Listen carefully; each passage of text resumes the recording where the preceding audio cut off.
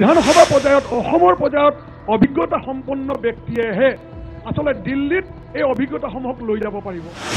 আমাৰ যদি প্ৰাৰ্থীজন অভিজ্ঞতা নাই তেন্তে পল্লৱ লোচন দাসো প্ৰথমবাৰৰ কাৰণে সাংসদত গৈছিল। সাংসদৰ টিকেটটো নোপোৱাৰ কাৰণে এক লাইন চিঠি লিখি পেলাই ভৰত নৰহে কংগ্ৰেছৰ পৰা দল ত্যাগ কৰিছে। আদৰ্শগতভাৱে তেওঁলোক কিমান মজবুত তেওঁলোকে টুকুৰিয়াই চাব লাগিব। বিজেপিয়ে যি কৰ্ম কৰিলে ইয়াতকৈ লাজ লগা কৰ্ম আৰু কোনেও কৰা নাই।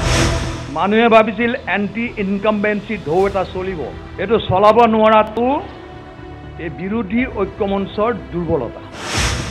খৰালি সময়ত যোনটো কাম হাতত ল'ব লাগে বাৰিষা অহা আগে আগে লয় পকেট কাৰ গৰম হয়।